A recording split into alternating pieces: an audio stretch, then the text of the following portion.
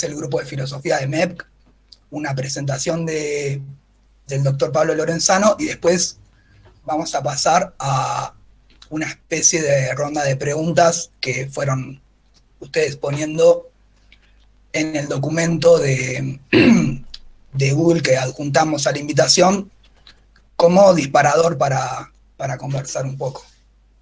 Respecto al tema que está pactado tratar, que era la explicación en ciencia, tomando como modelo de ejemplo el psicoanálisis clásico, o sea, el psicoanálisis freudiano. Bueno, el grupo de filosofía de MEP surge, bueno, MEP de forma bien general es un grupo de estudiantes que busca promover la psicología científica bueno, ante el problema que en general conocemos, que existe una gran proliferación de pseudociencias y demás en la formación de grado. Entonces, nosotros desde el grupo de filosofía planteamos estudiar tres ejes en general: filosofía de la ciencia, filosofía de la psicología y filosofía de la mente. Uno de los libros que comenzamos a trabajar en el campo de la filosofía de la ciencia es el de filosofía de la ciencia que editó la Universidad de Quilmes, si no me equivoco mal, bueno, por, por Pablo Lorenzano. El doctor Pablo Lorenzano es profesor de filosofía de la ciencia en la Universidad Nacional de Quilmes y dirige el Centro de Estudios de Filosofía e Historia de la Ciencia en la Universidad de Quilmes, y además es investigador principal de CONICET y editor de la revista Metateoría.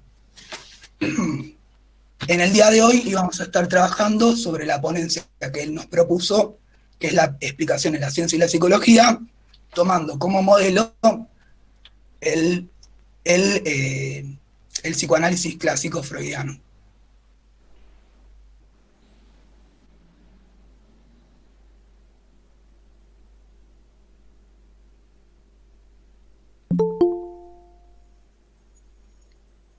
Ok, ahora me toca hablar a mí.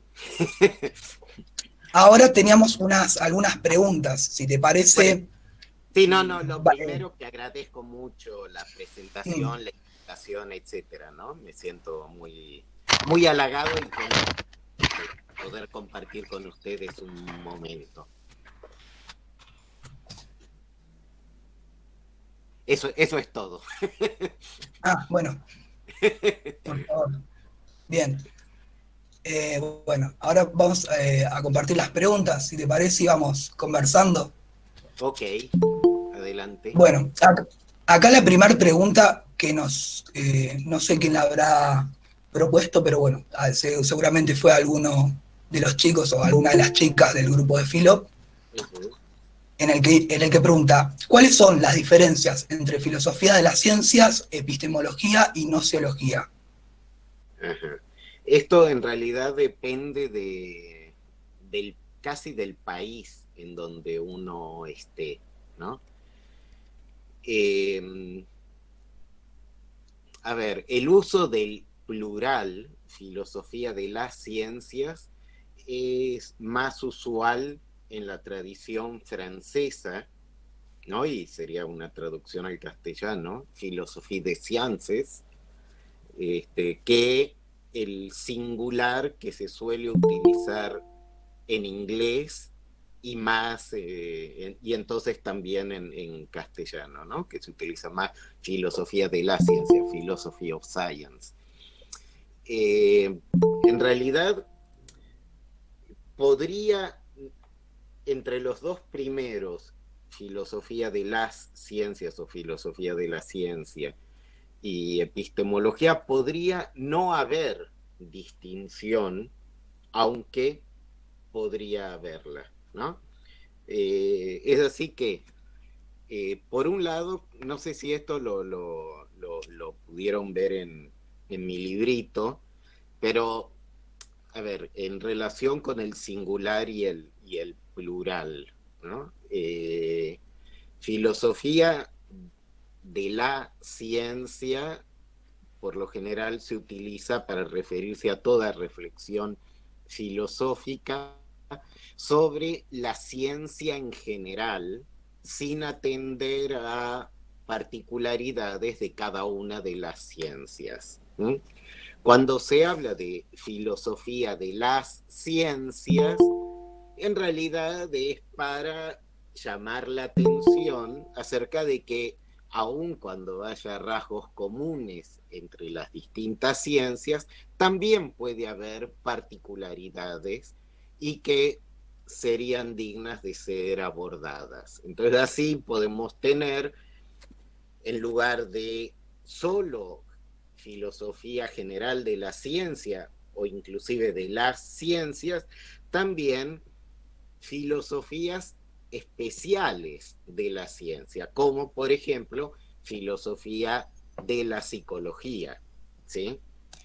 En relación con epistemología, en realidad, nuevamente, podría llegar a significar filosofía de la ciencia, y así es como se lo suele utilizar por lo general aquí en la Argentina, mientras que en otros sitios, por ejemplo en inglés o en otros lugares de Latinoamérica, por ejemplo en México, cuando uno habla de epistemología, uno se refiere no a la filosofía de la ciencia, a cualquier tipo de reflexión filosófica sobre la ciencia, sino a la teoría general del conocimiento, a la teoría del conocimiento, que aquí en la Argentina se suele denominar curricularmente nociología. ¿Sí? Entonces, es curioso, aquí en la Argentina, que por un lado nuestros mayores fueron más, y por esto me refiero quizás a las tres personas más importantes de los comienzos de la reflexión filosófica sobre la ciencia en nuestro país, que podrían ser Bunge, Klimovsky y Rolando García, que habiendo tenido una formación predominantemente, de manera inicial al menos, en el caso de Rolando, pero también en el de los otros, y estos igual continuaron en esa misma línea, una formación en la tradición más austrogermana y que luego deviniera en tradición anglosajona también. Curiosamente decía que aún proviniendo de esa tradición, se difunde más, y quizás el mayor responsable de la difusión de la locución epistemología haya sido Klimovsky, cuando eso pertenece a otra tradición, que es la tradición francesa, ¿no? Entonces, en francés, lo que nosotros llamamos filosofía de la ciencia o epistemología, en francés se suele denominar o epistemología, o bien, como había mencionado antes, también en plural, filosofía de las ciencias o filosofía de sciences. El tema con epistemología, entonces, es que termina siendo una expresión equívoca, ambigua. Y esta ambigüedad se debe, en primer término, a la raíz de esta expresión. Ustedes saben, viene de episteme, que es el término griego, para lo que luego sería llamado ciencia, pero también para aquello que se ha denominado conocimiento, ¿no? De hecho, si ustedes toman algún texto griego clásico, por ejemplo Platón o Aristóteles, van a ver cómo en la traducción castellana se utiliza, dependiendo del traductor, o bien cada vez que aparecía en griego la expresión episteme, o bien se lo traduce como ciencia o bien como conocimiento. Para los griegos era el buen conocimiento que contenía parte de lo que hoy en día nosotros llamaríamos ciencia, pero parte de lo que hoy en día nosotros no incluiríamos dentro de la ciencia. Y este tema de la traducción se pasó, digamos, a filosofía de la ciencia, epistemología, etcétera, ¿no? No sé si queda más o menos aclarado. Entonces, nociología es teoría del conocimiento, filosofía de la ciencia o de las ciencias. Si uno no especifica más, sería filosofía general de la ciencia o de las ciencias, o sea, reflexión filosófica sobre la ciencia o las ciencias, y epistemología, dependiendo, podría querer decir o bien filosofía de la ciencia o de las ciencias, o bien nociología, teoría del conocimiento, aunque a veces también, en una tercera acepción, epistemología a veces se lo entiende como teoría del conocimiento científico en particular. Eso es lo que tendría para decir. No sé si quedó respondida la pregunta. Buenísimo, súper claro. Ok, perfecto. Sí, creo que de hecho, bueno, es un problema el del, ¿cómo es? El de la multivocidad de significados, creo que lo abordás en el primer capítulo del libro, si no me equivoco mal, del libro este que estábamos trabajando de filosofía de la ciencia. Sí, sí. Ujú. Sí. Así es, sí, sí. Sí, dentro del grupo lo habíamos leído, pero digamos, esa pregunta se hizo más que nada para informar a las personas que capaz no están tan al tanto. Está buena la pregunta. Bárbaro. Así que bueno. Yo tengo una pregunta también. Eh, Quisiera saber si es cierto o no esta aseveración. Es que leí en algunas partes que hay una tendencia, digamos, a que la filosofía de la ciencia empieza a ser más específica a diferentes disciplinas. Digamos, como que cada vez más la filosofía se aboca a estudiar disciplinas particulares, como puede ser filosofía de la psicología, filosofía de la física, de las matemáticas. Eh, ¿Esto es cierto? ¿Hay una tendencia, digamos, a la especificidad de la filosofía? Sí, y yo, a ver, matizaría eso. Por un lado, sí, estoy de acuerdo, pero esto tiene que ver en gran medida con el hecho de que hay mucha más gente en el mundo, por un lado, y por otro lado también trabajando en estos temas, ¿no? Sí. A ver, entonces aquí me gustaría distinguir, hacer otra distinción, que es la distinción entre, ya mencionado esto, la filosofía general de la ciencia y las filosofías especiales de la ciencia, y el vínculo que pueden llegar a tener la una con la otra. Cuando uno habla a secas de filosofía de la ciencia, uno en realidad lo que dice se supone que abarca al menos aquello que tienen en común todas las ciencias.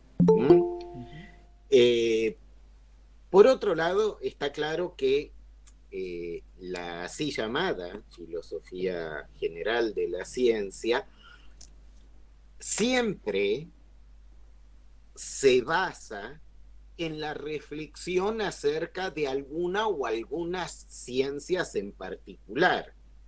Y entonces eso deviene paradigma o modelo de ciencia ¿sí? Y luego esto, por extensión, uno supondría que valdría para otras, aun cuando uno no se haya metido a analizar las particularidades de cada una de ellas, ¿sí? Entonces lo que hay es una suerte, para utilizar uno de estos conceptos que a veces son comodín, en el sentido de que cuando uno los usa, parece que nos entendemos y sabemos de qué estamos hablando, aunque no necesariamente esto sea cierto, pero hay ciertas palabras que se ponen además de moda en determinadas épocas.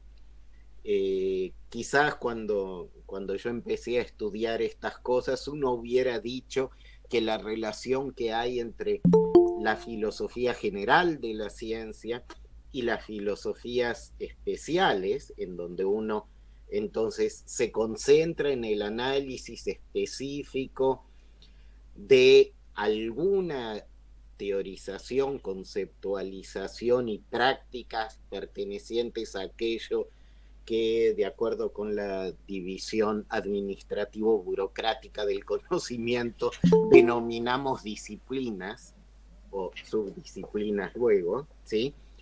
Que la relación sería una relación una relación dialéctica, ¿no? Ujú. Ese es un término que ya no se utiliza tanto y quizás ahora, para poder expresar lo que quiero decir y suponer que igual nos entendemos, diría hoy en día que esa relación es una relación de feedback, ¿no? Ujú. De retroalimentación. Cuando uno, digamos, los filósofos que han reflexionado sobre la ciencia, a menos que esto haya sido siglos A, es muy difícil que una misma persona hoy en día esté al tanto de todo lo que ocurre en todas las ciencias, ¿sí? Yo tengo aquí, por ejemplo, en mi biblioteca, la primera edición de la Enciclopedia Británica, que es de la segunda mitad del siglo XVIII. Son solo 2 tomos. Ujú. Parecía en ese tiempo que no era tan difícil abarcar lo que se consideraba el conocimiento de manera consensuada. Hoy en día, ni siquiera una subespecialidad puede estar contenida en su totalidad en 2 gruesos tomos. Está claro, ¿no? Ujú. Entonces, bueno, lo que hicieron los filósofos fue reflexionar acerca de la formación, primero eventualmente plantearlo aún sin esa denominación como una filosofía especial, pero que en el modo de presentación se suponía que también valía para otras posibles ciencias o reales, pero de los cuales ellos quizás no tenían tanto conocimiento.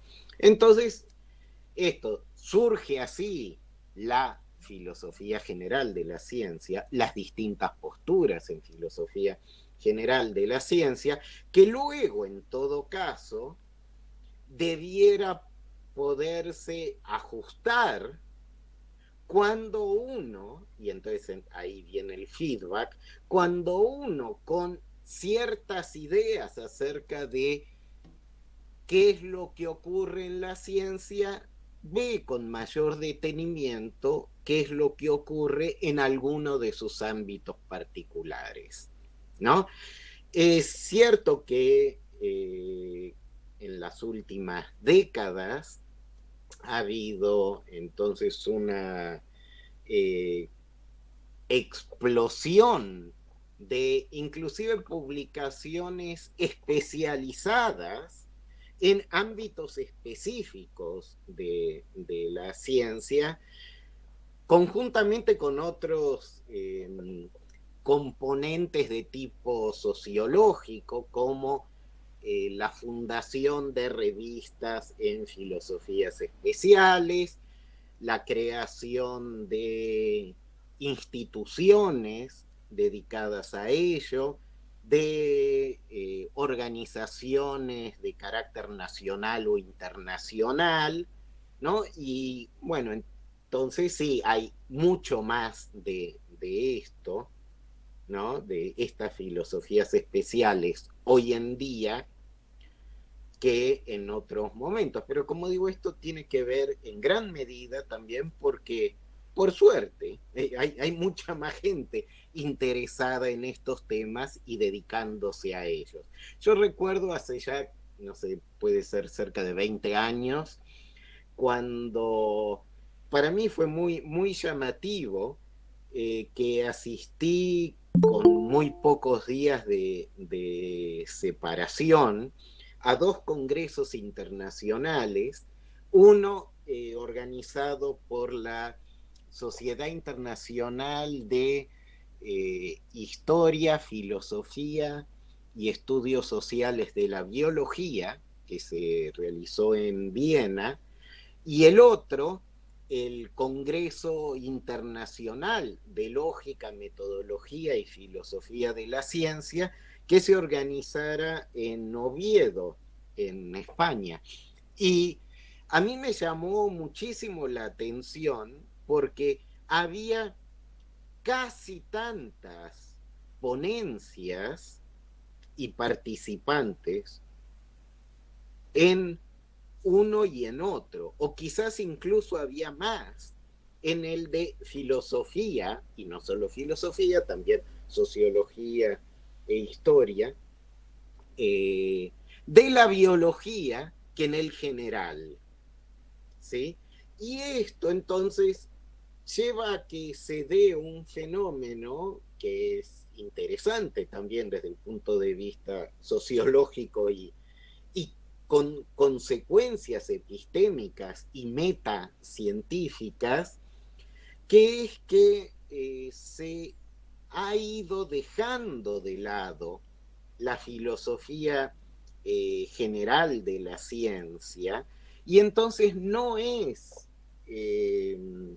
inusual encontrar en algunas de las publicaciones ya centradas en alguna, por lo general, disciplina especial, digamos, específica, porque así es como se suelen clasificar a esas filosofías especiales, por la denominación de la disciplina a la que ella se dedica, que reproducen discusiones que en otras filosofías especiales ya se dieron inclusive décadas atrás, y a veces muchas, y en realidad sí hubieron mayor diálogo entre estas filosofías especiales y a su vez con la filosofía general de la ciencia.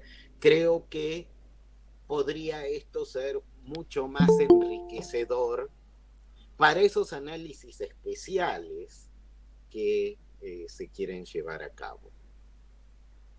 Ok, no sé si esto también aclara un poco. Sí, sí, buenísimo, clarísimo. Ok, Eh, Así que bueno, si alguno tiene alguna duda o quiere preguntar, puede interrumpir y preguntar, que no hay ningún problema. Este es un diálogo medianamente informal, así que sí, no, sí, claro. no hay ningún problema. Em, Así que bueno, ahora si quieren paso a la siguiente pregunta, que es también, digamos, la tercera pregunta, que es más o menos como introducción, para luego meternos con el tema de la ponencia, que es, ¿qué es una ley científica?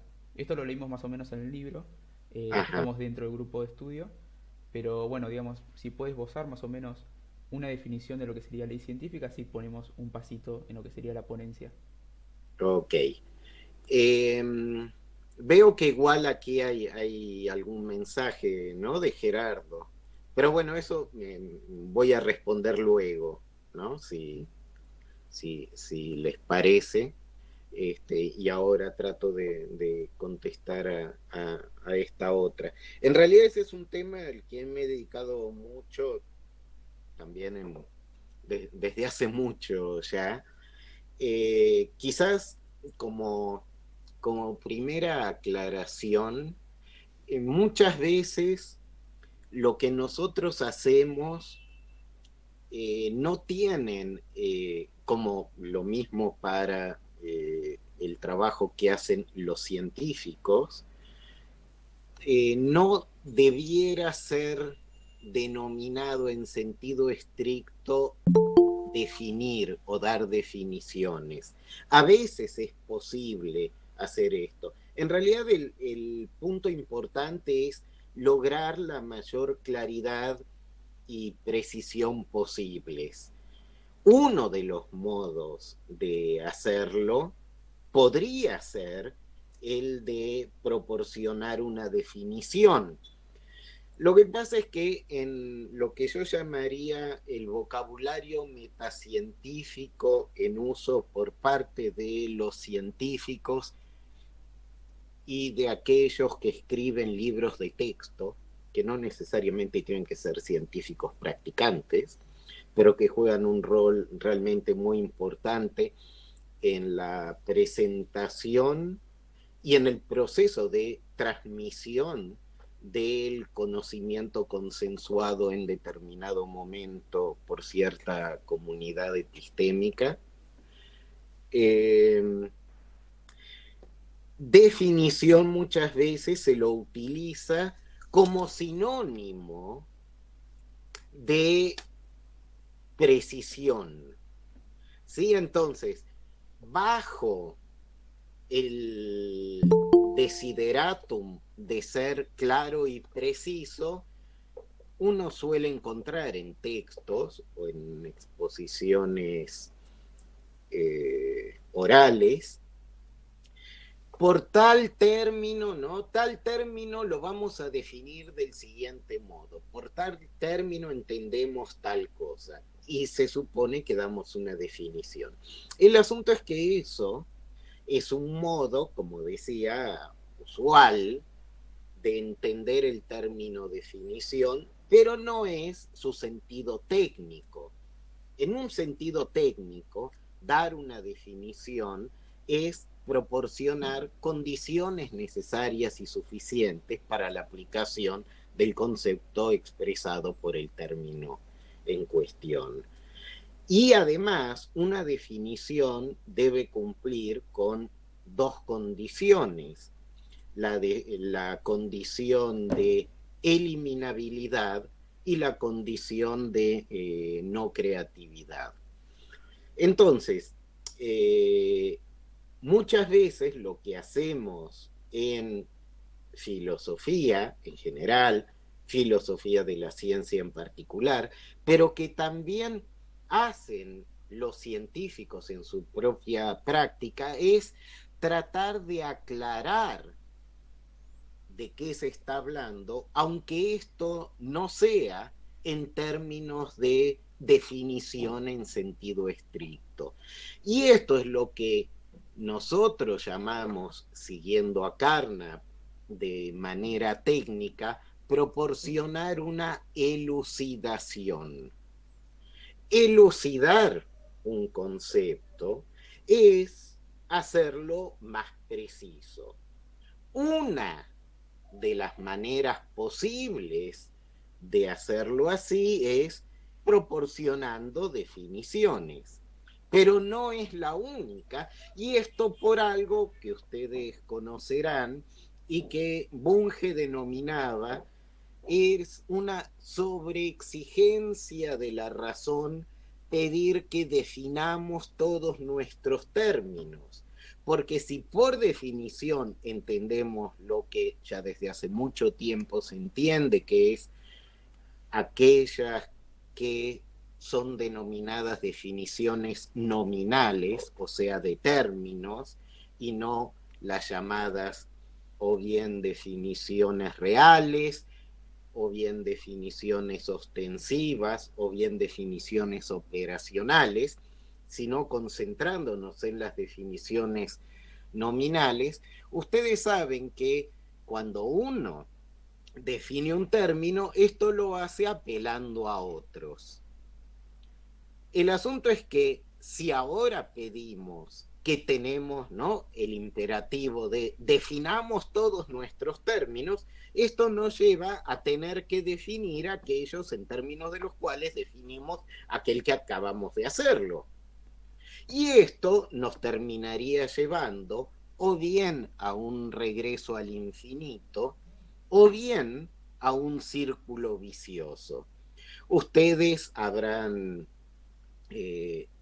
experimentado también que cuando a veces los diccionarios proporcionan definiciones, también ocurre que eso nos remite a ciertos términos y que si luego buscamos esos otros términos, esto nuevamente nos remite al término que habíamos buscado originalmente, ¿no? Entonces, mientras peor o más pequeño sea el diccionario, más rápidamente se cierra ese círculo. Entonces, bajo la razonabilidad de el imperativo, definamos todos nuestros términos, la aparente razonabilidad, en realidad nos estamos enfrentando a una tarea imposible de realizar. Pero el no definir no quiere decir que no podemos llegar a elucidar, igual ser más precisos, aun cuando no otorgando, proporcionando condiciones necesarias y suficientes, sino eventualmente solo condiciones necesarias, solo condiciones suficientes o una disyunción de condiciones, alguna de las cuales será necesaria y alguna eventualmente será suficiente, pero conjuntamente no serán condiciones necesarias y suficientes y por lo tanto en sentido estricto, técnico, no será una definición. Por otro lado, el no tener una definición no quiere decir que no sepamos en lo absoluto de qué estamos hablando. De hecho, es muy fácil mostrar que si quisiéramos definir, dando entonces condiciones conjuntamente necesarias y suficientes para la mayoría de nuestros términos coloquiales, por ejemplo, el término silla, nos la vamos a ver en figurillas, pero eso no significa que no sabemos en lo absoluto de qué hablamos cuando hablamos de sillas, aun cuando, por otro lado, puede haber casos que estén en una zona gris, que a veces no está tan clara la distinción entre si algo es una silla, una banqueta o un sillón. ¿Sí? ¿Queda claro esto? Eso como primera aclaración, ¿no? Ok, entonces ahora, entrando a las leyes, yo diría que uno lo que podría llegar a hacer es poder dar algunas condiciones que son necesarias para la aplicación de este concepto. Sin embargo, antes de continuar, igual me gustaría señalar que en la mayoría de las teorizaciones científicas, lo que encontramos son leyes, así denominadas, a veces llamadas principios, a veces llamadas ecuaciones, que bien pueden ser también denominadas fundamentales, si es que también se lo denomina principios, que decía, no solo este tipo de cosas, sino también leyes de distinto nivel de generalidad dentro de esa propia teorización. Entonces debiéramos poder distinguir entre las leyes que tienen un carácter más general y abarcativo dentro de una misma teorización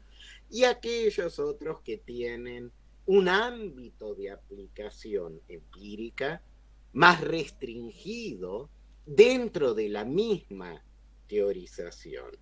Entonces, más que preguntarnos en primer término, y esto sería una reformulación de la pregunta que me hicieron acerca de la definición del concepto de ley científica, yo diría cuál sería una adecuada o satisfactoria, o quizás más adecuada o más satisfactoria que otras que quizás se proponen, elucidación del concepto de, y yo aquí primero diría, de ley científica fundamental, y luego pasaría a decir qué es lo que ocurriría con las leyes especiales. En relación con las leyes fundamentales, ustedes saben que históricamente se le atribuía que, bueno, una ley fundamental, primero que se hablaba de ley fundamental sin más, ¿sí? Que entonces que parece que valiera para todas las ciencias, todas las teorizaciones de cualquier ciencia. Yo prefiero, como les decía, relativizar el concepto de ley científica y ley científica fundamental a cada teorización considerada. Entonces, ¿cuál sería la mejor elucidación del concepto de ley científica fundamental relativo a una teoría dada? ¿Sí? Yo decía que, por lo general, se solía decir que, bueno, tenía que valer en todo tiempo y lugar. Sabemos que en realidad no es así, que inclusive las leyes fundamentales de aquellas teorías que suponemos por alguna otra razón, que ahora no pienso discutir, digamos, digamos, es considerado entonces como ley fundamental y de alguna entonces teorización más fundamental que otras, que igual no suelen aplicarse en todo tiempo y lugar, pero sí a una gran cantidad de casos, en particular a todos aquellos, o a casi todos, al menos la pretensión, la intención, es que se aplicaría a todos aquellos ámbitos de los cuales quisiera hablar la teoría dentro de la cual está esta ley científica fundamental. ¿Sí?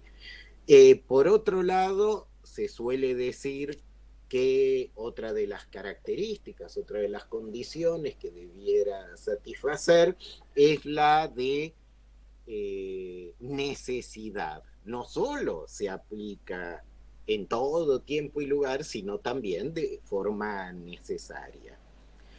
Ya dije algo acerca de la limitación de la condición de universalidad, y ahora quisiera decir algo acerca de la condición esta de necesidad. Esto lleva a un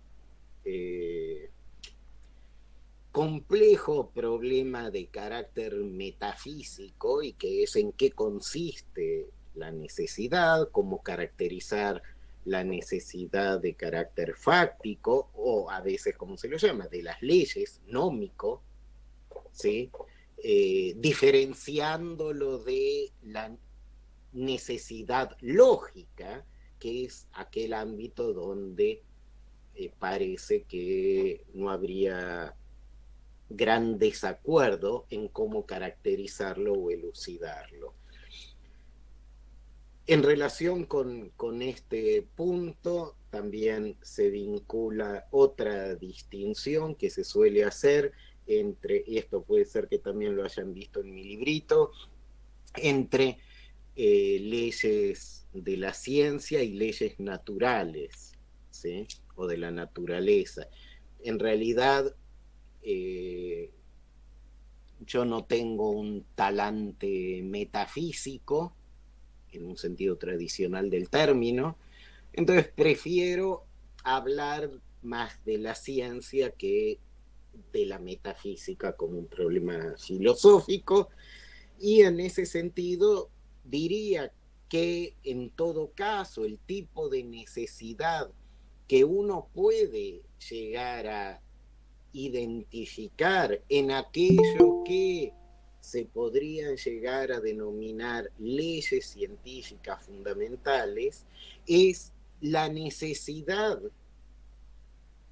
predicada, es una suerte de humianismo esto, por Hume, eh, diría, ¿no? De lo que uno podría entonces llegar a predicar la necesidad en el marco, en el contexto de la teoría dentro de la cual ocurre esa ley. ¿Mm? Entonces, bueno, esto en relación con los temas más clásicos de la universalidad y la necesidad. Y luego diría que hay otras características que son pues realmente importantes, relevantes.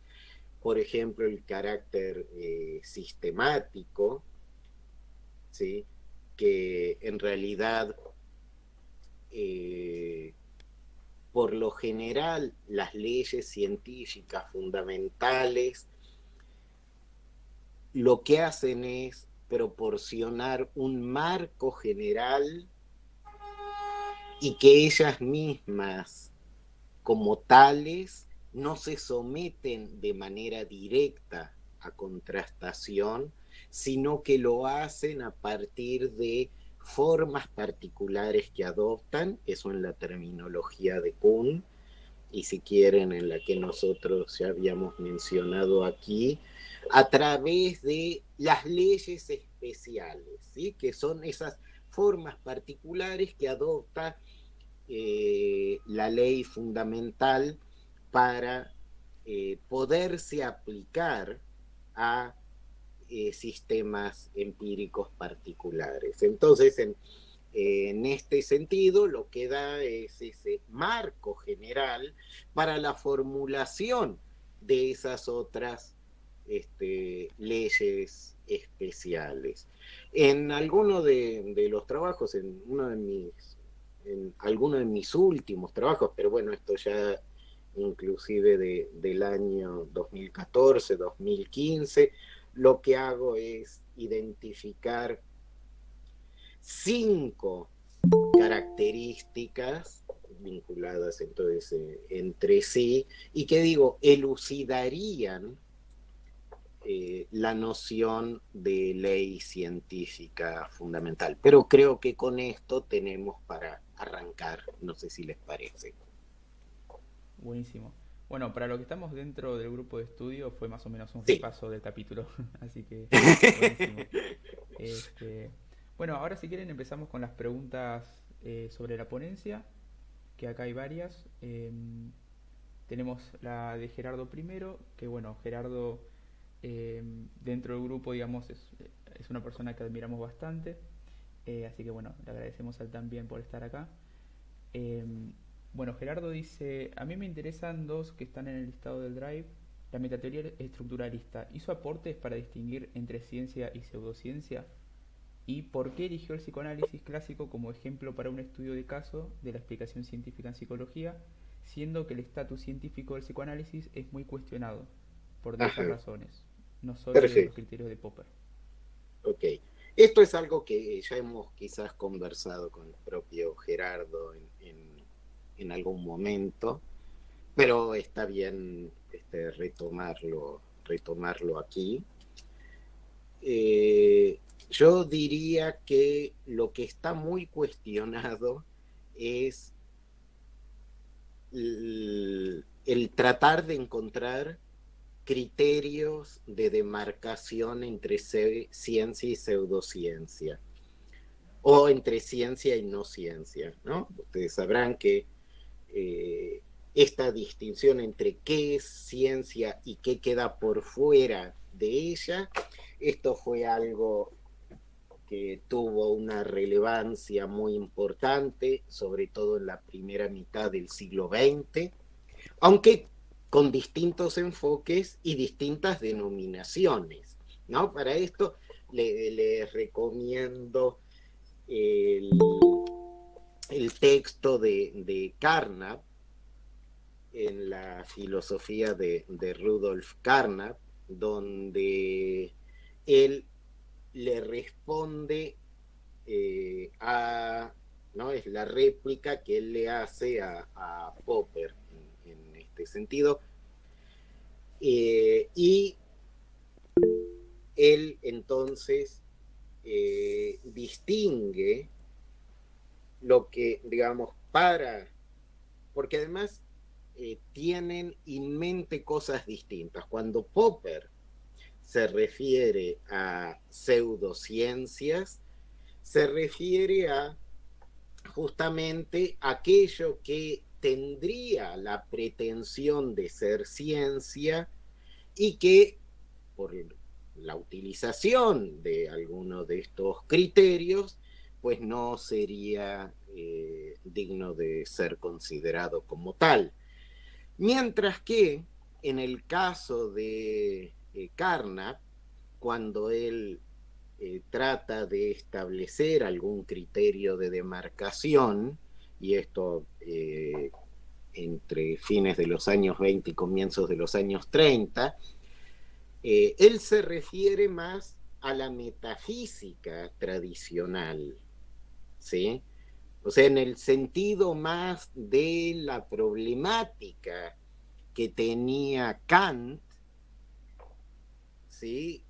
Y que se plantea en la crítica de la razón pura, ¿no? Cómo son posibles, ¿no? Las ciencias, entonces cómo son posibles, recuerden que para él la ciencia venía expresada a través de enunciados de cierto tipo de juicios, como él le dominaba, que eran los llamados sintéticos a priori, y entonces él se pregunta, ¿cómo es que son posibles estos juicios en lo que en esos momentos se consideraban ciencias?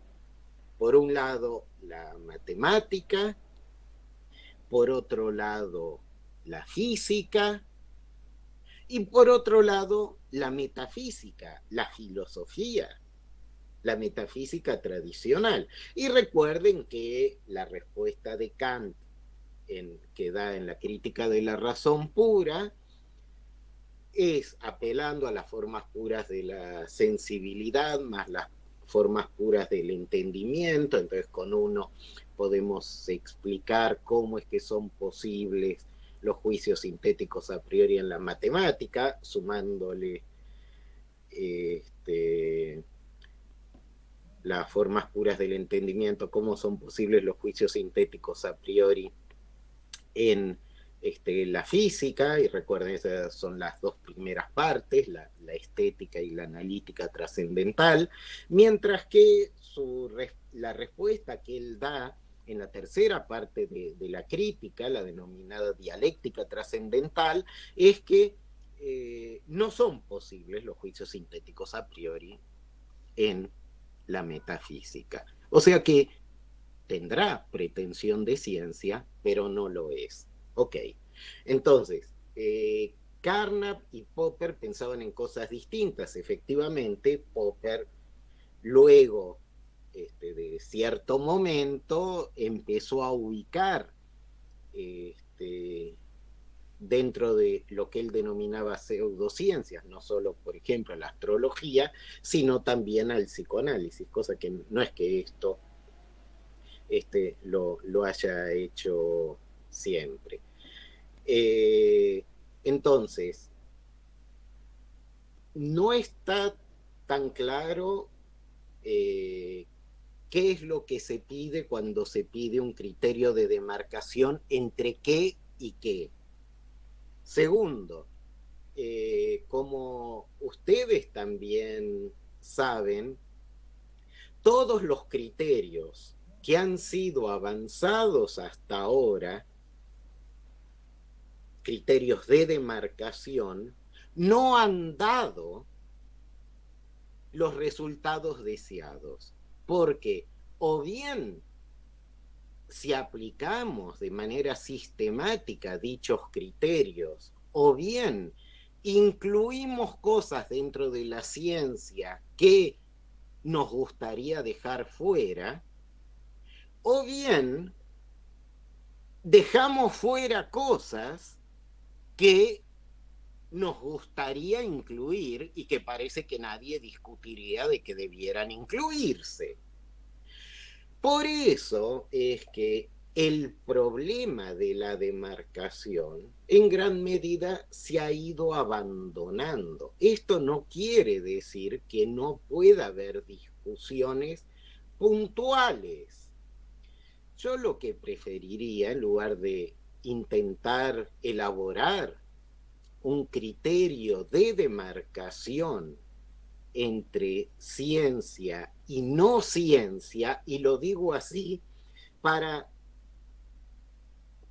Bueno, ok, Gerardo, ¿qué le vamos a hacer? Así es la vida, no estás de acuerdo, pero bueno, tampoco estoy de acuerdo con lo que dicen esos autores, pero es así, es un tema, como vos sabrás, es un tema que sigue siendo discutido. Decir solo no estoy de acuerdo cuando, ok, pongo el desafío de otro modo, cuando vos me presentes un criterio o un conjunto de criterios que sean satisfactorios, lo voy a considerar, mientras voy a terminar de responder lo que yo pienso, y que es que en realidad lo que podemos llegar a tener es una distinción de carácter gradual.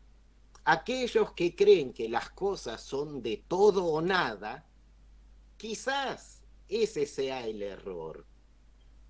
Por ejemplo, si a mí me dicen que la teología se pretende como válida y como alternativa a alguna cosmología, o si consideramos a los seres vivos como una teoría acerca del origen de la vida, está claro que pertenecen a ámbitos distintos y creo que no entran en discusión porque hablan de cosas distintas. Pero sí, la así llamada teoría del diseño inteligente dice, se pretende científica, y entonces quiere discutir con, por ejemplo, la teoría de la evolución biológica, yo diría que, ok, discutamos. No necesito tener un criterio de demarcación para igual, eventualmente, poder llegar a decir que es mejor una teoría que otra. Y esas son las razones, que son las razones estándar por las cuales se aceptan y rechazan teorías y se comparan teorías sin necesidad de tener un criterio de demarcación para preferir una de estas propuestas a diferencia de la otra. Por lo general, lo que suele ocurrir con estas que a alguien se le ocurriría ponerlas en el ámbito de pseudociencia o no ciencia, a mí me bastaría, sin tener un criterio de demarcación, que repito, hasta ahora nadie ha planteado ninguno satisfactorio, diría que me bastaría con decir una es mejor que otra y no necesito directamente ponerle en un casillero completamente distinto, porque además creo que no tenemos las herramientas conceptuales para hacerlo.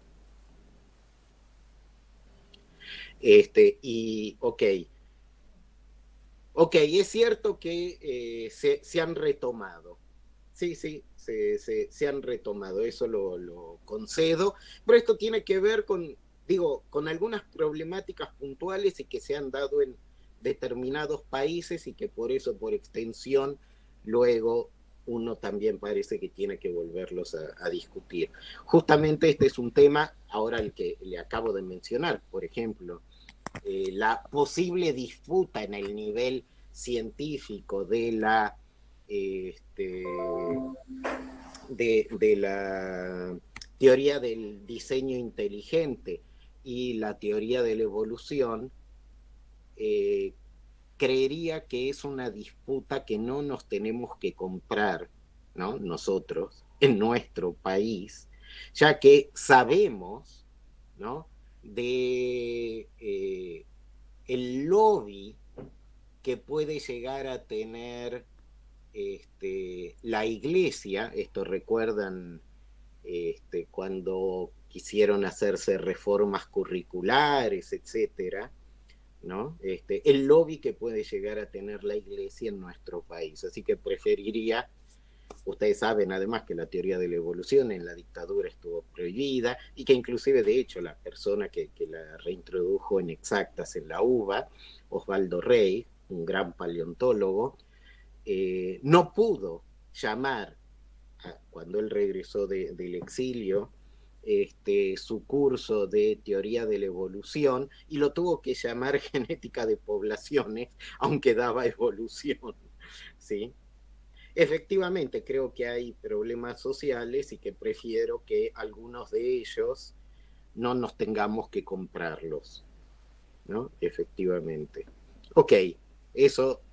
Después, creo que entonces aquí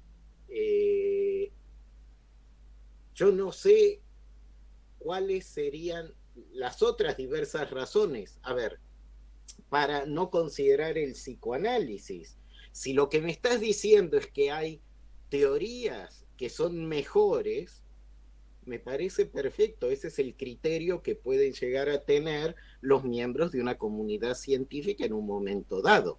Yo lo único que digo es que la filosofía de la ciencia no tiene esa labor de decidir qué es lo bueno y lo malo para la comunidad científica, sino que por suerte sabemos que el psicoanálisis clásico fue planteado en cierto momento y fue aceptado, aun cuando siga siendo aceptado. Esto no es el punto que quiero señalar ahora.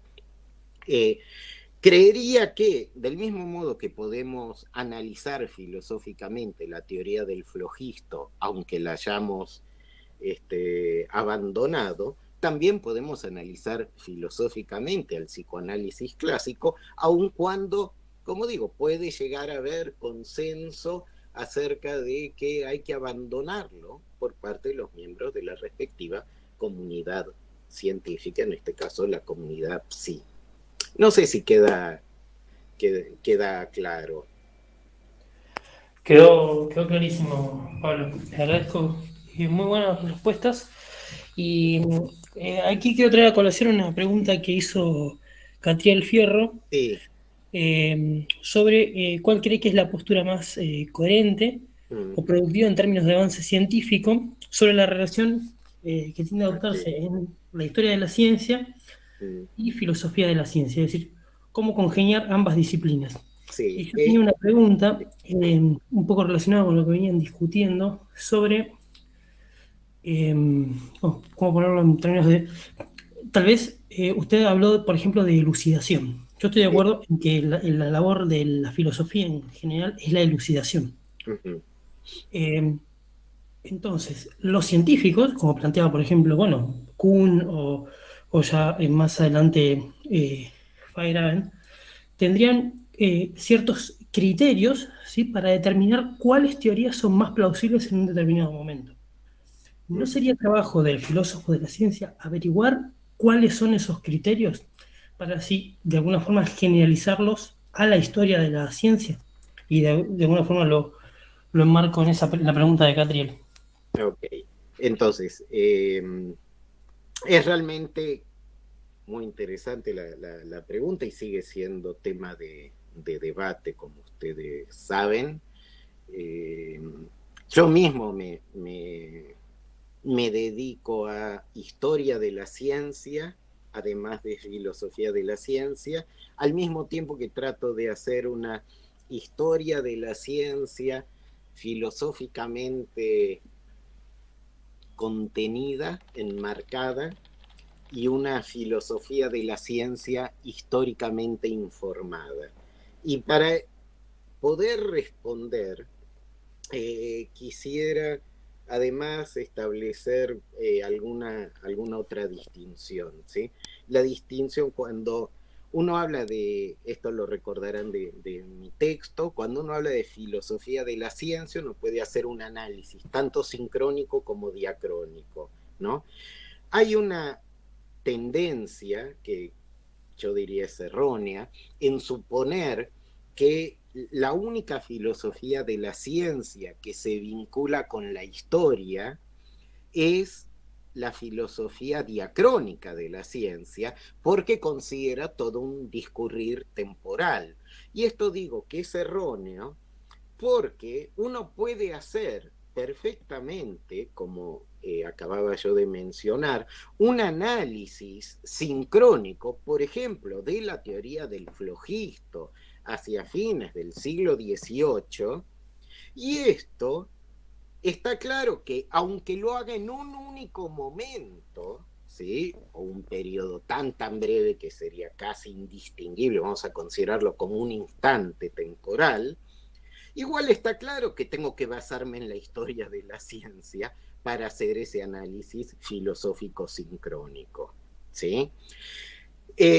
Lo que es interesante es que yo creo que, por otro lado, los intereses, o sea, lo que se tiene en mente cuando uno hace historia de la ciencia o cuando uno hace filosofía de la ciencia, las preguntas centrales que uno trata de abordar son distintas, aunque estén vinculadas. Esto ya trata de explicarlo de algún modo Kuhn, cuando dice que se dirige a públicos distintos. Esto puedo contar también mi propia experiencia y diría que al margen de intereses sectoriales o institucionales que también juegan un papel importante, como ejemplo voy a mencionar lo siguiente. Ustedes saben que nosotros tenemos algo aquí en estas latitudes llamado AFIC, la Asociación de Filosofía e Historia de la Ciencia del Cono Sur. Sí, en principio existen estos ámbitos como legítimos y de manera conjunta o separada.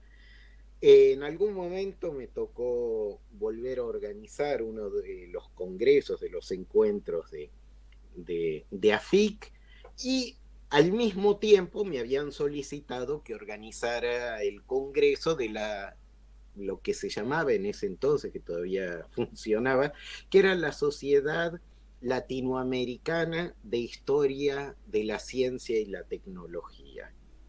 Y entonces yo dije, ay, qué bueno, pues son en realidad dos organizaciones afines, yo tengo que organizar ambos encuentros, y entonces propuse, bueno, ya que además los organizo yo y en los mismos lugares, etcétera, ¿por qué no hacemos un encuentro, un congreso conjunto entre ambas instituciones?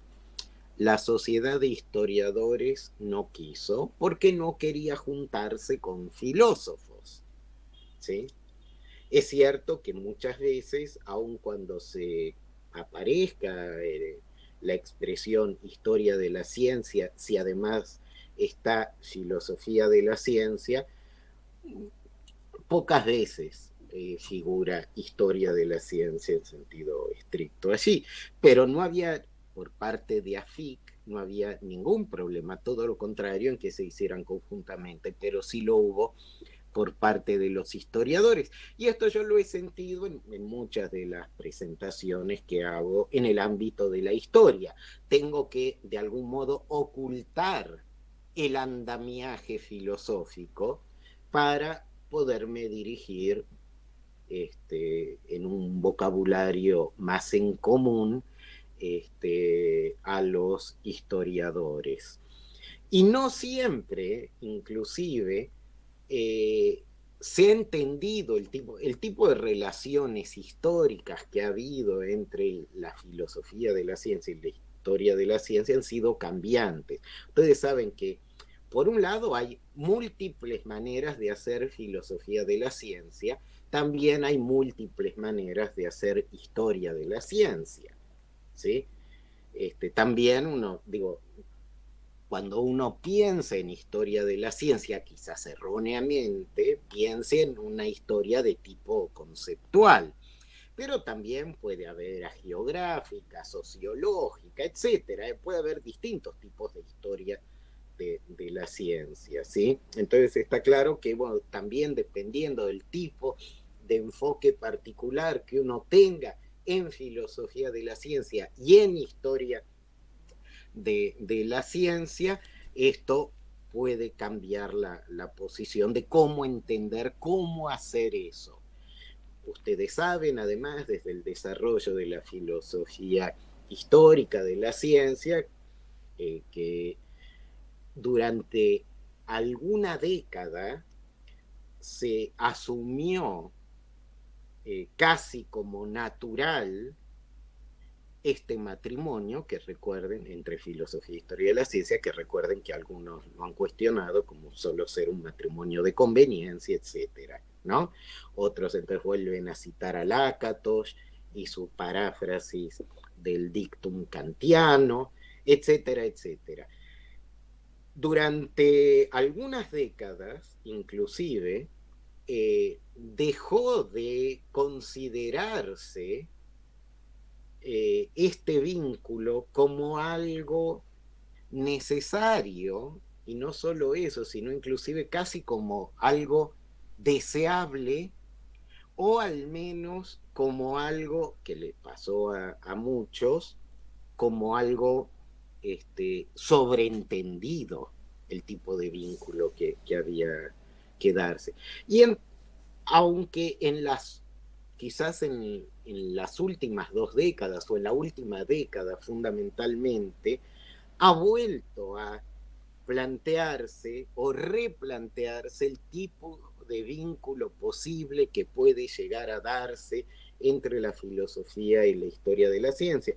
Ustedes sabrán quizás que hay algo que se llama ahora, es un grupo que uno, bueno, lo invitan a participar, digamos, algo que se llama la Integrated History and Philosophy of Science, que justamente tratamos de abordar desde distintas perspectivas los vínculos que puede haber entre historia y filosofía de la ciencia, y que además ustedes habrán visto mi Ridiculum también, y saben que pertenezco a la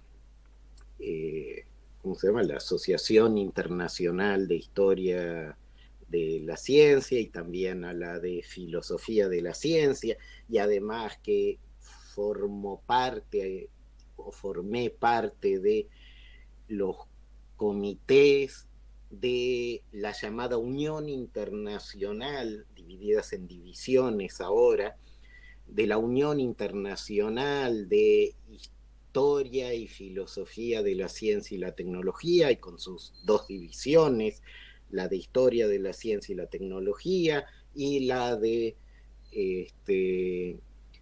Lógica, Metodología y Filosofía de la Ciencia y la Tecnología, y que a su vez yo ahora he vuelto a formar parte, luego de haberlo presidido, también lo que se llama la Joint Commission, que es la comisión conjunta de ambas divisiones.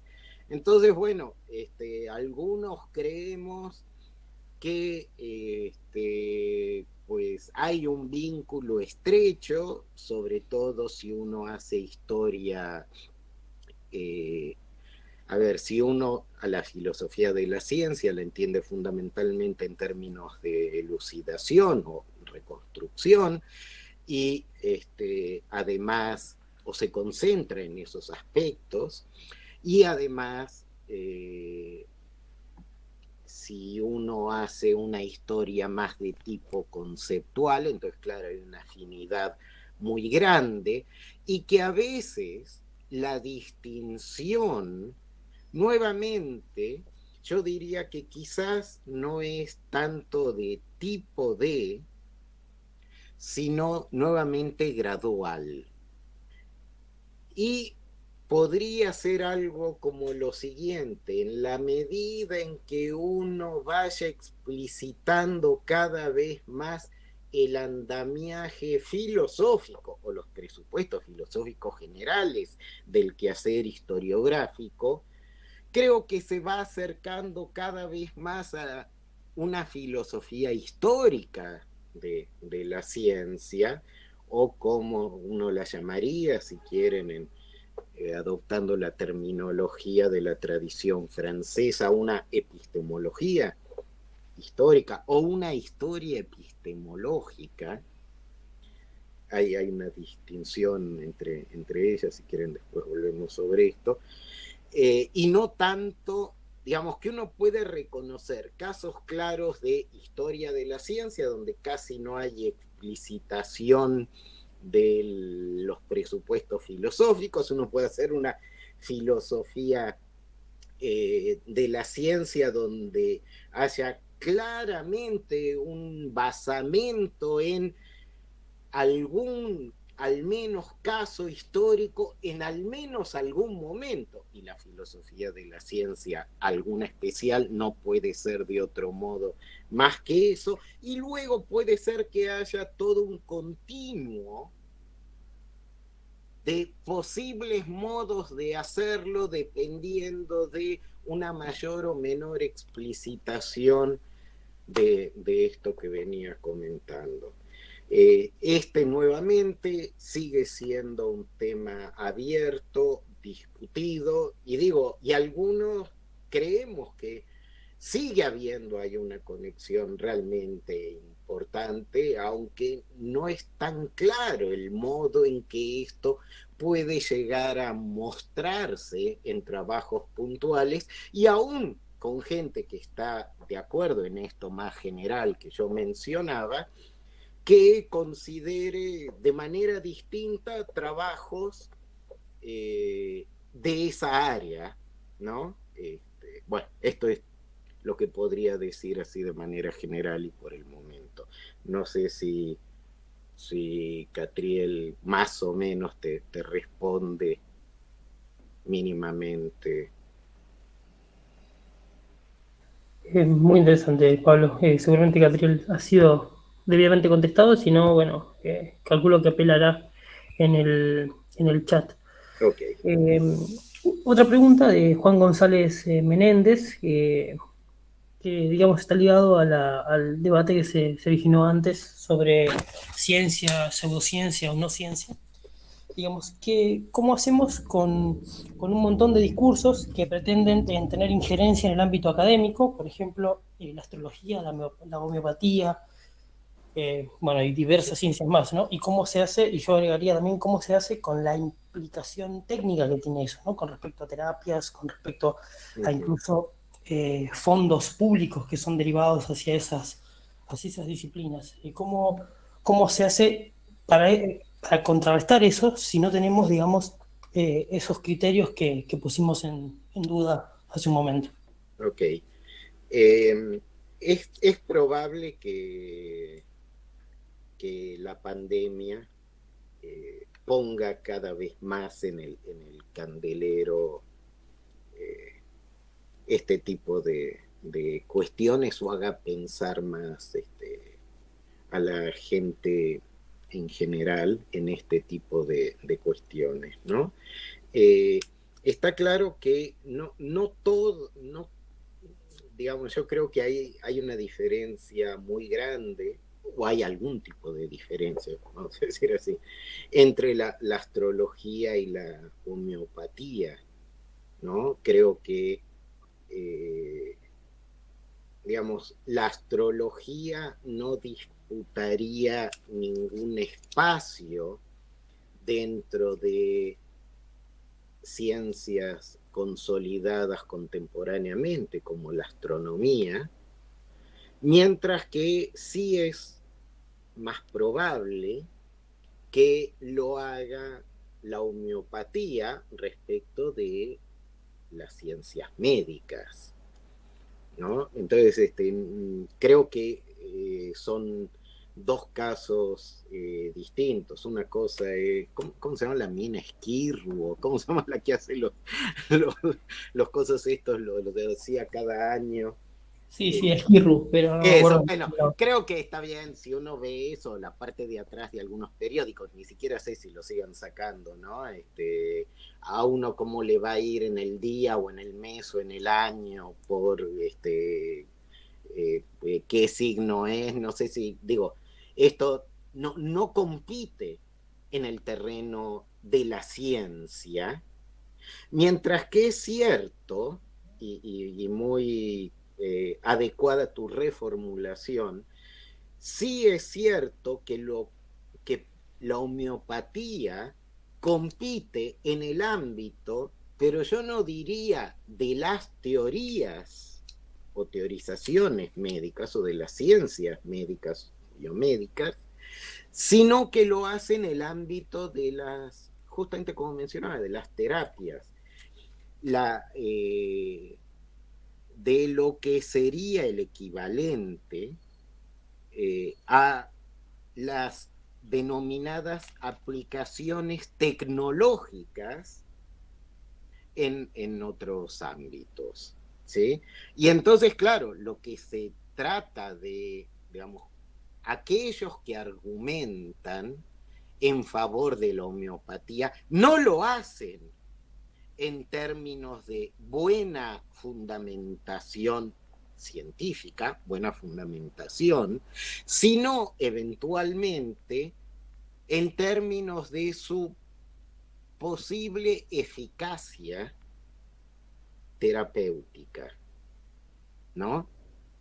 Y bueno, y esto nos lleva, de algún modo, se vincula con la filosofía de la ciencia, donde ahí uno podría decir, si ustedes leyeron los textos del alemán que fundó la homeopatía, en realidad son flojísimos, ¿no? Realmente, no hay demasiado que decir. Y esto no, desde ese punto de vista, no hay mucha discusión. Pero aquí entramos en otro ámbito que de algún modo se vincula, pero también excede el ámbito de la filosofía de la ciencia, que es el ámbito de la filosofía de la tecnología, ¿sí? Por otro lado, nosotros sabemos que hay cosas que funcionan aun cuando uno no sepa la razón de por qué las cosas funcionan. ¿Mm? Entonces, bueno, esto yo diría, para en todo caso poder dar una respuesta a esto, pues hay que tener criterios, obviamente, vinculados con la filosofía de la ciencia, pero también con la filosofía de la tecnología.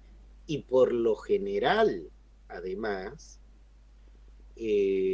tampoco hay mucha fundamentación al respecto en eso. Ustedes saben, igual que gran parte de la farmacología hoy en día, y además no quiero meterme en todo el problema sociológico, qué significa económico, político, etcétera, qué significa la existencia de las compañías farmacéuticas y de la lógica capitalista que prima en esto, de optimización, ¿no? Maximización de la ganancia, etcétera, etcétera, que es un horror, está claro, ¿no?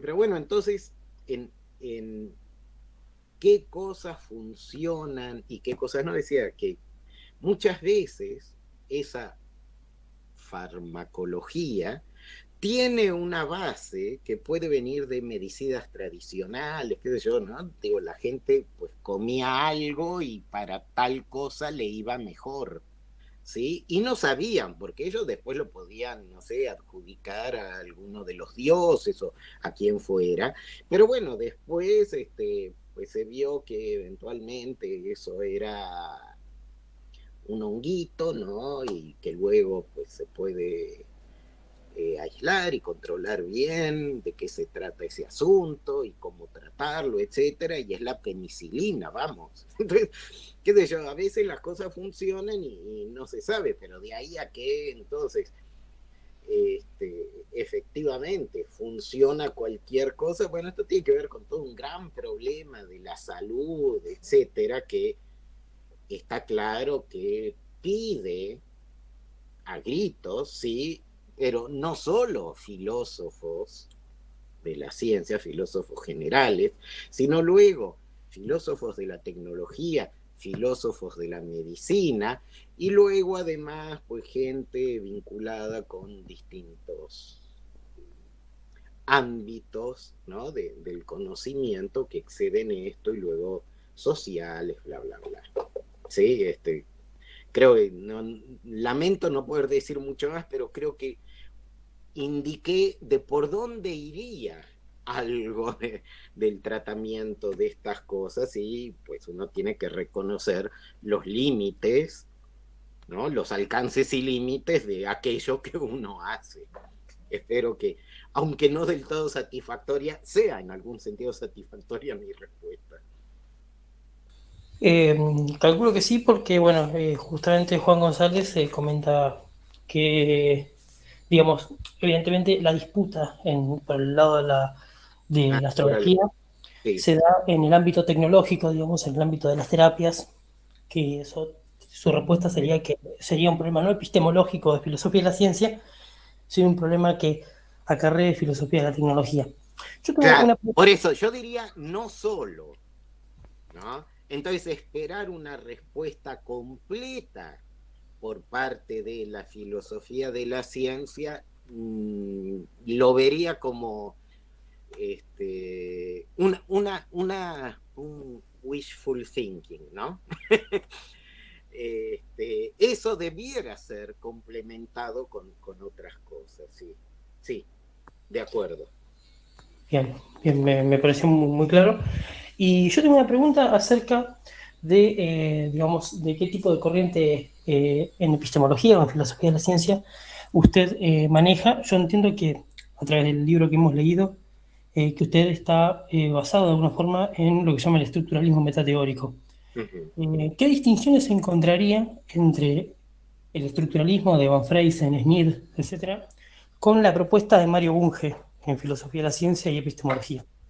Sí, justo esta, a ver, la charla que comenté de la mesa redonda del otro día, a la que fallaron los aparatejos, justamente era una mesa redonda en homenaje a Mario, ¿no? Que se dio en el marco de las jornadas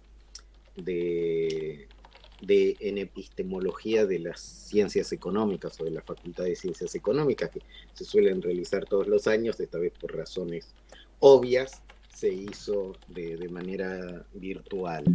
Y esto es algo que yo ya había abordado en el homenaje al que me invitaron, ¿sí? Yo creo que Gerardo tuvo mucho que ver con esa invitación, cuando hace 5 años se le hizo un homenaje a Mario, y ¿no? Entonces cumplía solo 95 años.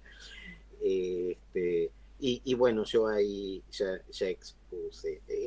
Es muy curioso lo que ocurre con él. Yo además ahora tuve tuve la suerte el año pasado en el Congreso Internacional de Lógica, Metodología y Filosofía de la Ciencia y la Tecnología que se hiciera en Praga, de asistir a la presentación del libro homenaje que le armó, le organizó Michael Matthews a Mario, y de estar en muchas, digamos, de las presentaciones que se hicieron de los artículos ahí vinculados. Y este es un tema que yo además entonces pude conversar con algunos de los participantes y que salió además nuevamente gente, bueno, que conocía a Mario muy bien, que de hecho algunos se habían dedicado a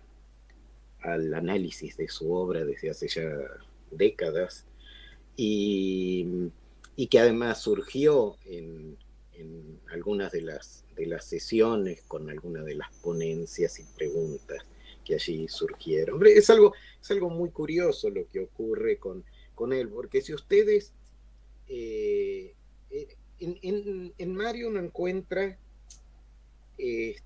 un cambio de posición importante, muy importante diría yo, respecto de la valoración que tiene él de los enfoques semánticos en general o modelo teóricos, en particular de la presentación que hace de esto Patsupis y la utilización de la teoría de conjuntos para identificar aquello que se supone que es para este tipo de concepciones esencial para la identidad de la teoría, que es la clase de los modelos, a través de lo que se llama la introducción o definición de un predicado conjuntista, ¿no? Ustedes pueden ver en su realmente muy interesante libro, Foundations of Physics, del año 67, la utilización de esta técnica, ¿sí? Y una postura realmente favorable hacia ella, hacia los desarrollos de Patsupis. Esta concepción, digamos que inclusive adopción de un enfoque similar y postura respecto de dichos enfoques se va modificando, primero yo diría tímidamente en el año 73 y 74, ya 75 no tan tímidamente, cada vez menos a partir del año, yo creo que no me acuerdo si 78, y termina inclusive poniéndolos en el ámbito de las pseudo metaciencias. Ustedes saben que Mario, además de haber sido el filósofo de la ciencia argentino, sin duda, más importante, más reconocido y más prolífico, también era una persona con una personalidad muy particular, donde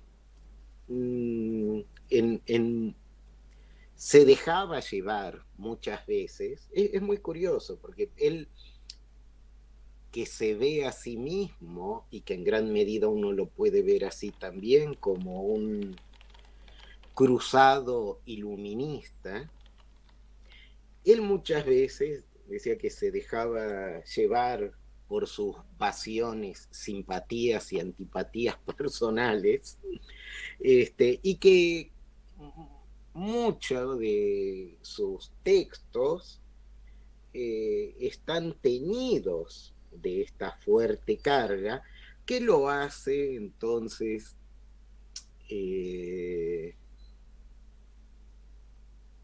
utilizar argumentos que son claramente falaces, como argumentos los ad hominem, ¿no? O cosas por el estilo. Y es una verdadera pena.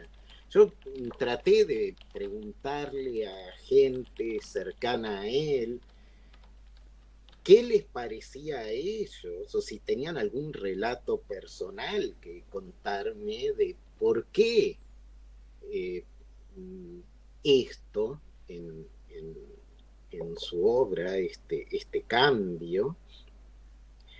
Y no, digo, me contaron episodios puntuales, pero no digamos, de que en determinado momento empezó a decir cierto tipo de cosas, o lo que me dijo otro, bueno, es que Mario era así, si él no era reconocido como el inventor de algo, el creador de algo, pues ya mandaban todos al demonio y listo. Entonces podría, digo, circunscribiéndome a la pregunta y a la parte conceptual de ella, quitando todo este otro contexto, diría que en algunos momentos es interesante que no hay casi diferencia con al menos algunas de las versiones de las concepciones semánticas. Luego que empieza a haber diferencias, creo que están más acentuadas por él de las que en realidad lo son, porque ustedes saben que bajo ciertas condiciones no hay diferencia si uno en realidad identifica modelos o bien utilizando un sistema axiomático en lógica de primer orden, o lo hace utilizando teoría de categorías, o lo hace utilizando teoría de conjuntos, o lo hace utilizando espacios de fase o espacios de estado, o lo que sea, ¿no? Y entonces no hay tanta diferencia, y en particular con justo voy a escribir dentro de poco un artículo al respecto, cuando él se refiere específicamente a la concepción estructuralista, la verdad que le pifia porque habla de otra cosa, ¿no? No habla de la concepción estructuralista, sino que habla de Patsupis. Y justamente lo que señala que le falta a la concepción estructuralista es justamente lo que dice la concepción estructuralista que le falta a Patsupis. Entonces, en ese sentido, hay acuerdo, ¿no? Bueno, eso es lo que tengo para decir por ahora, y de manera general ya les pasaré mi artículo. Muy, muy interesante, Pablo. De hecho, yo quería mencionar que Bunge había tenido contacto con Adolfo García de la Sierra, Sí. que escribió un libro sobre. Yo estudio economía, ¿no? Entonces escribió un libro sobre estructuralismo, perdón, sobre la teoría estructuralista aplicada a la ciencia económica. El último, decís de él. Sí, Structural Theory. Sí, no, porque él tiene otros, había su tesis doctoral que él hizo con Patsupis y que fue publicada sobre un análisis de la teoría marxista del valor, Claro.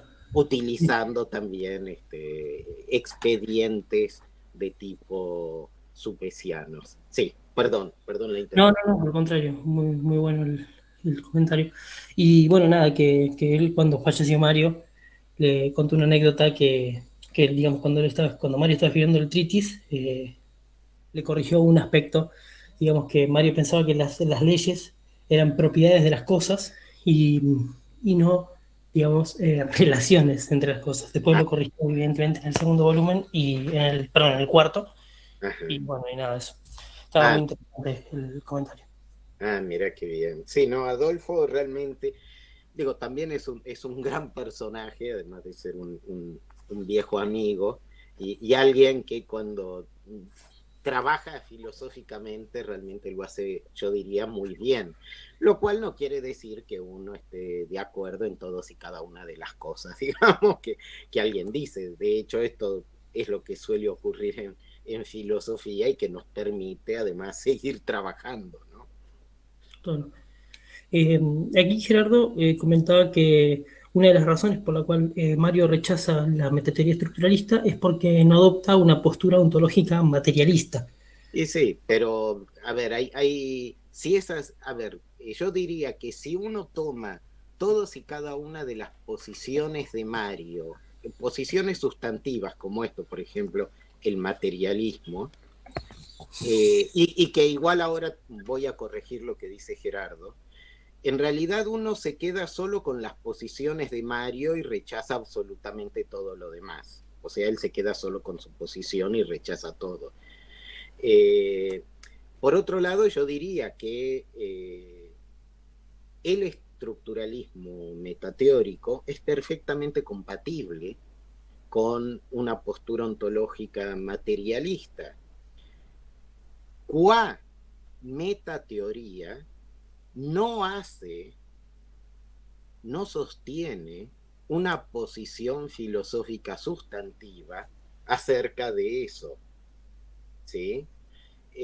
Lo que pasa es que, bueno, uno puede entonces, la pregunta entonces contrafáctica sería, si yo digo que soy estructuralista y adopto una postura materialista, ¿Mario diría entonces que él también es estructuralista?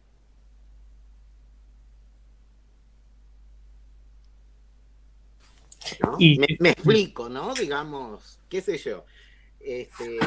Obviamente que en cuanto a temas filosóficos sustantivos, hay un gran desacuerdo, digo, desde que la filosofía es filosofía, pero creo yo que como posición, que lo único que defiende es cuál parece ser la mejor manera para analizar teorías científicas y que además uno podría ser también materialista. Bueno, me parece que sería, digo, no sería contraargumento, creería yo, ¿no?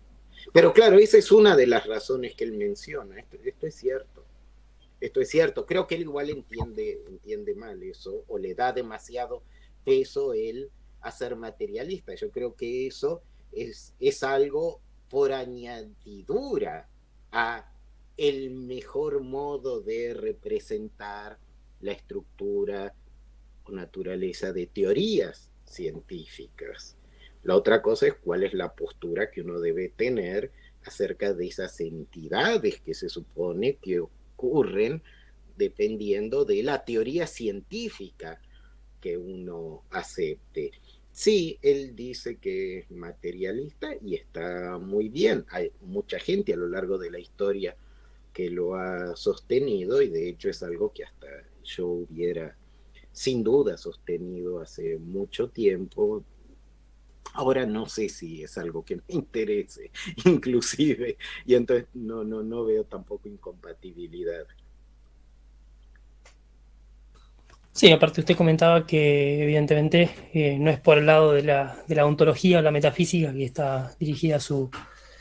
No, pero ojo, igual aquí distingo entre metafísica y ontología, ¿no? Ontología, una cosa es la ontología de las teorías científicas, de la ciencia, y otra cosa lo que se supone que es lo que realmente hay por fuera de eso. Yo diría lo que sería la metafísica tradicional, eso es lo que no iría por ahí, digamos, está claro, porque eso a mí me parece que sería hacer filosofía precrítica, prekantiana.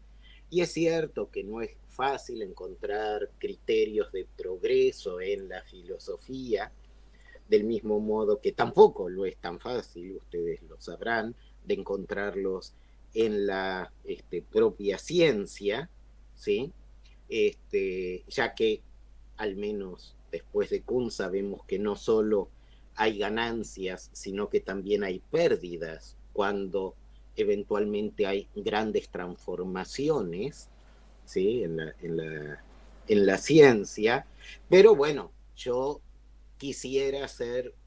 trataría de ser un buen contemporáneo de mí mismo y en ese sentido no ser un filósofo de la época prekantiana. Está muy bien, Pablo. Bueno, no sé si ahí Gerardo mandó otra pregunta. Dice, ¿qué diferencia desde la metateoría estructuralista a una, a una buena teoría de una mala teoría? ¿Y qué bibliografía aclara ese punto?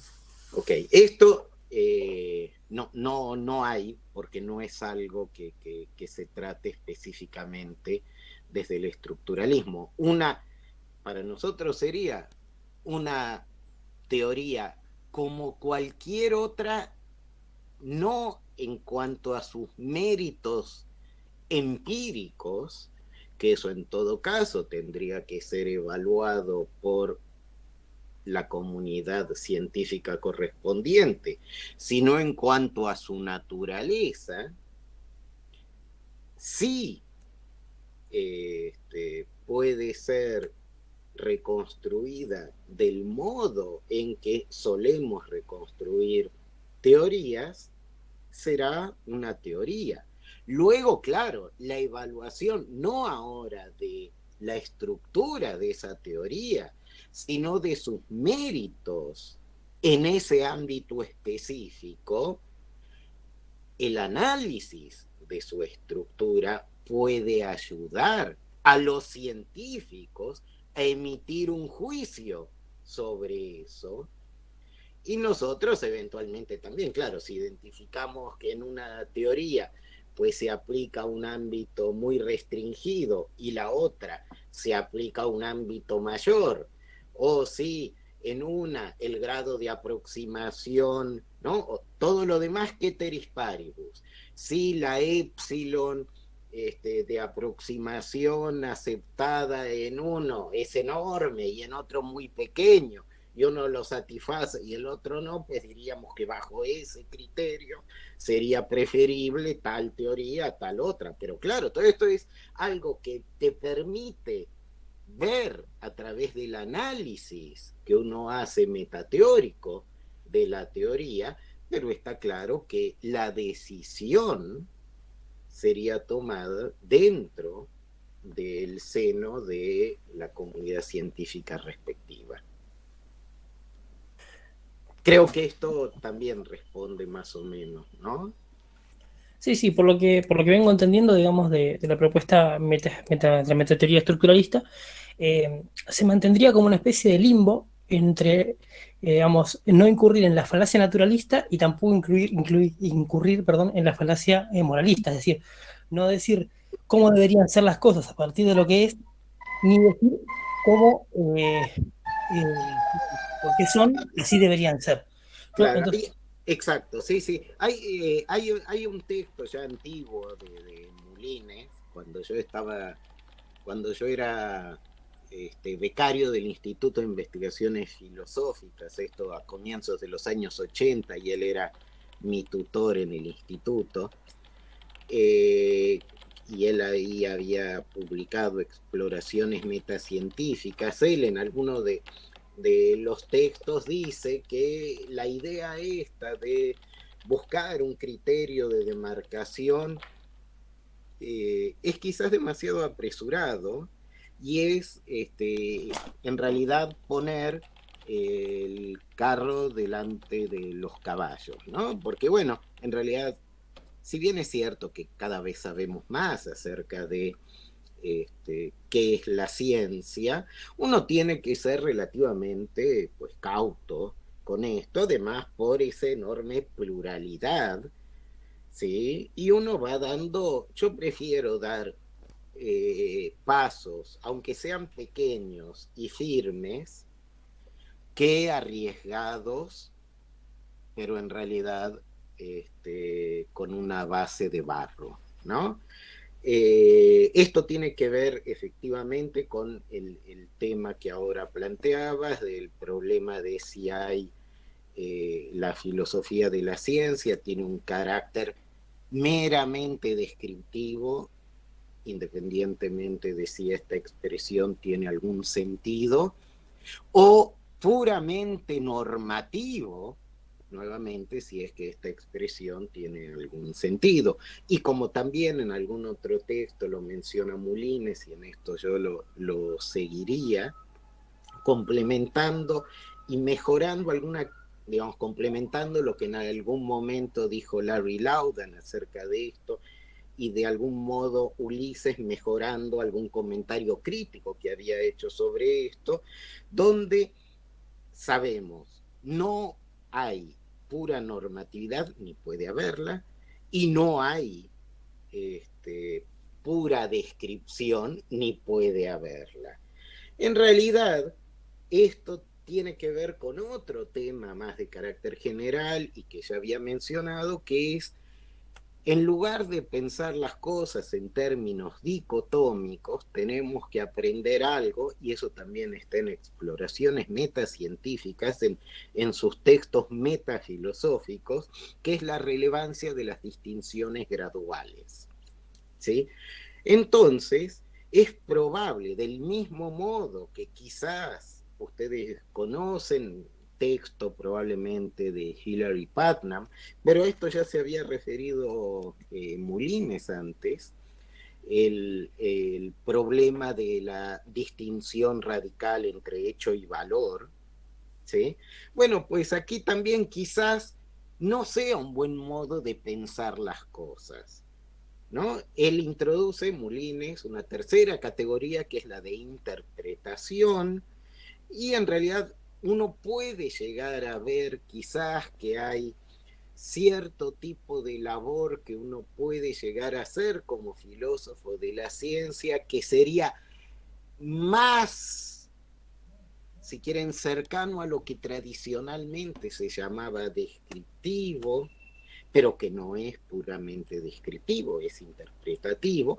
Y luego, claro, si uno tiene, por ejemplo, si uno tiene un concepto de teoría, podría llegar a usarlo de una manera un poco más prescriptiva, aunque no prescriptiva, porque de hecho, bueno, pues si vemos que las teorías, algunas teorías en algunos ámbitos son distintas en algún sentido, pues habrá que modificar la concepción general que uno tiene, y ahí volvemos al tema de este feedback entre filosofía general y filosofía especial de la ciencia, ¿no? No sé si nuevamente queda más o menos claro el planteo. Sí, sí, doctor Lorenzano, queda muy claro. Eh, Después, bueno, Andrés pregunta, digamos, si es correcto decir, y creo que sí, que la metateoría puede ser utilizada para describir incluso teorías malas, como la teoría del flojisto, como usted dijo Sí, sí, sí. antes, o teorías buenas como la teoría general de la relatividad. Digamos, ¿podría ser esa una buena descripción? Sí, lo que, ok, perfecto, eso completamente de acuerdo. Lo que es interesante es, por ejemplo, y de hecho existe trabajo al respecto, es que uno también puede analizar con el mismo instrumental una teoría sucesora, por ejemplo la teoría del oxígeno, y luego ver en qué sentido una sería mejor que otra. Y más que decir nuevamente quizás bueno o malo, mejor que, porque yo creería, porque si no parece que estamos aplicando categorías ahistóricas, digamos que porque hoy en día una teoría, o hace siglos, una teoría fue rechazada, y ojo, digo rechazada, no digo refutada, no digo falsada,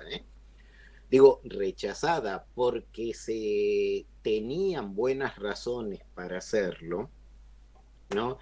No voy a decir que entonces todo lo que se hizo antes de que viniera esa mejor teoría que la desplazara era una basofia.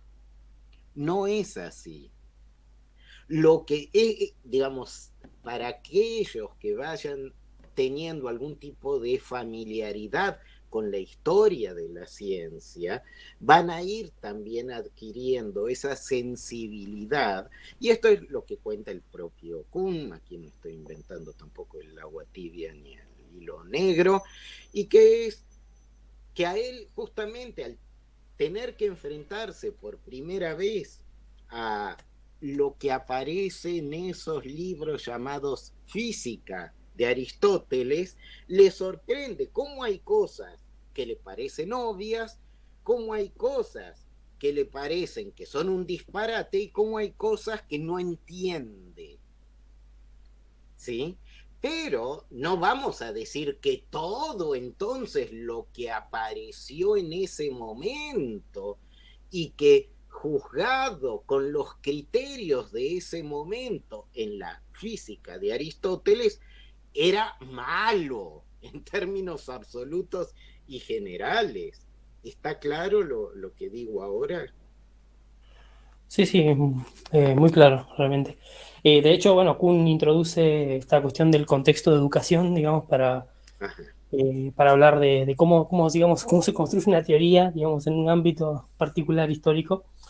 Así que, bueno, muy... Claro, y yo diría que si alguien, por ejemplo, tiene interés en criticar cualquier teoría, incluido, por ejemplo, el psicoanálisis clásico, qué mejor que ya contar con un análisis de dicha teoría para tomarlo como punto de partida para esa crítica, porque si uno ni siquiera sabe cuáles son los conceptos fundamentales, qué es cómo se vinculan entre sí para pretender afirmar algo acerca de ciertos sistemas y de qué sistemas pretende hablar, difícilmente uno pueda hacer una buena crítica de esa teoría. Y eso, lo que acabo de mencionar, es lo que hace un análisis metateórico. Excelente, doctor Lorenzano. Bueno, realmente no tenemos muchas más preguntas para hacerle. Ha sido realmente un honor, ha contestado muchísimo y hemos hablado como 2 horas. Ah, ok.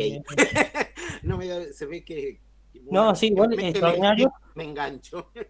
Sí, no, extraordinario. De todas formas, han sido muy fructíferos y esto es parte, digamos, del proyecto de MPC y, digamos, invitar personas que pueden darnos algún tipo de respuestas acerca de los fundamentos de la ciencia o de la práctica científica. Y bueno, usted estuvo en primer lugar, digamos, y le agradecemos mucho. Bueno, muchísimas gracias a ustedes y obviamente cuentan conmigo.